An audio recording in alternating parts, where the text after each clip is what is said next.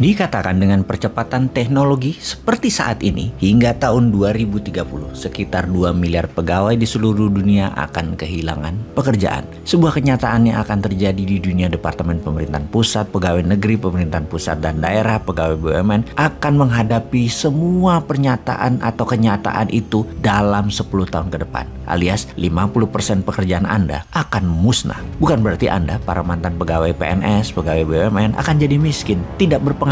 Tidak, mungkin malah lebih besar dari penghasilan Anda saat ini. Namun pastinya profesi Anda yang berubah. Sahabat, kita adalah manusia yang taat pada mimpi kita, bukan taat pada profesi tertentu. Mimpi kita mengajari anak misalnya, tidak selamanya kita harus jadi guru. Kemudian profesi kita melayani publik, tidak selamanya harus jadi pegawai negeri atau pejabat daerah. Kalau kebutuhan pegawai negeri sipil berkurang hingga 50% dalam 5 tahun ke depan, maka melayani masyarakat bisa dengan profesi swasta lainnya. Karena sekali lagi, di seluruh dunia 2 miliar profesi akan hilang dalam 10 tahun ke depan, akan digantikan yang lebih keren dan lebih menguntungkan. Sungguh, itu adalah sebuah kepastian. Yang jadi masalah adalah kemampuan Anda beradaptasi bisa atau tidak. Ingat, uang itu selalu tetap bahkan bertambah. Jika orang kaya miskin itu ternyata semakin jauh jaraknya, bukan karena uang beredarnya sedikit, namun pindah cara mendapatkan uangnya, pindah pasarnya, dan beberapa orang pandai memanfaatkan peluang tersebut hingga dia menjadi lebih kaya, dan yang lain tidak bisa melihat peluang tersebut sehingga menjadi lebih miskin. Itulah kesannya orang kaya dan jurang orang miskin semakin jauh jaraknya, tapi tidak karena uang beredar sedikit sekali lagi, tapi karena cara mendapatkan uangnya berbeda dan orang kaya tersebut berhasil tahu cara mendapatkannya. Saat ini orang yang kaya itu banyak,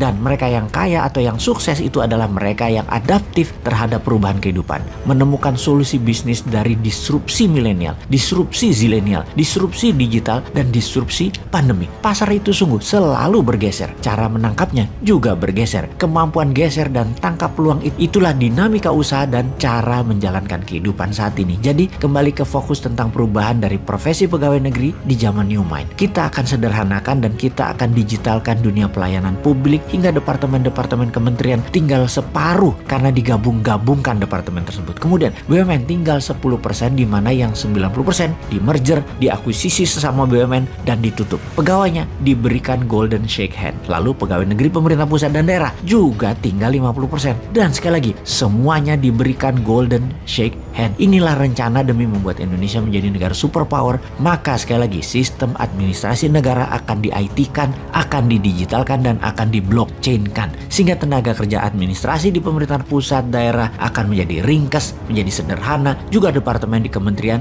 serta pegawai BUMN. Pastinya BUMN bukan lagi senjata ekonomi yang akan menjadikan rakyat Indonesia hanya pasar. BUMN bukan lagi kompetitornya UKM. BUMN bukan lagi akan di bawah kementerian. BUMN bukan lagi tempat para pengangguran, pemenang sukses pemilu. BUMN bukan lagi raja impor pembuang dolar, tetapi BUMN menjadi sarana agen perubahan yang mana jumlah pegawainya hanya sedikit karena semuanya berbasis IT. Pastinya ada 3 juta orang akan mendapatkan golden shake hand, pesangon, uang tali kasih. Bagaimana menghitung dan berapa yang mereka dapat? Cara perhitungan golden shake hand adalah lama kerja dikali 20 dikali gaji terakhir. Misalnya gajinya 5 juta sebulan. Lama kerja 10 tahun. Maka rumusnya adalah 10 tahun dikali 20 atau 200 dikali 5 juta. Maka dia akan mendapatkan 1 miliar rupiah. Sekali lagi, dia akan mendapatkan 1 miliar rupiah. Total dalam 5 tahun akan ada 3 juta pegawai, di mana negara akan menyediakan anggaran berjumlah 3.000 triliun untuk golden shake hand. Apa efeknya? Bayangkan, 50% uang tadi pasti akan masuk dunia usaha, masuk ke dunia UKM. Pasti ekonomi perputarannya akan naik triple transaksinya, triple nilai pasarnya. Alasan teknik lain, karena saat ini uang beredar hanya 45% dari PDB alias hanya 6.600 triliun, maka jika ditambah uang hasil golden shake hand masuk beredar ke masyarakat, maka ekonomi akan tumbuh cepat. Jadi, sebagai informasi tambahan sahabat, negara Singapura, Jepang, uang beredarnya 120% dari PDB. Indonesia, kalau 55% ditambah diedarkan dari yang 45% yang sekarang alias 100% uang beredar sama dengan PDB, maka akan ada tambahan 8.000 triliun uang baru beredar, di mana yang 3.000 triliun adalah untuk golden shake hand. Yang 5.000 triliun lainnya ya buat yang lain yang produktif gitu loh. Makanya terima saja MMT sebagai strategi ekonomi simbol dari kebangkitan ekonomi akar rumput. Printing money masih terbuka luas berbasis PDB. Nanti cetak uang berikutnya baru berbasis sumber daya alam atau sovereign wealth fund. Itu juga sudah ada grand plan-nya. Sabar satu-satu ya.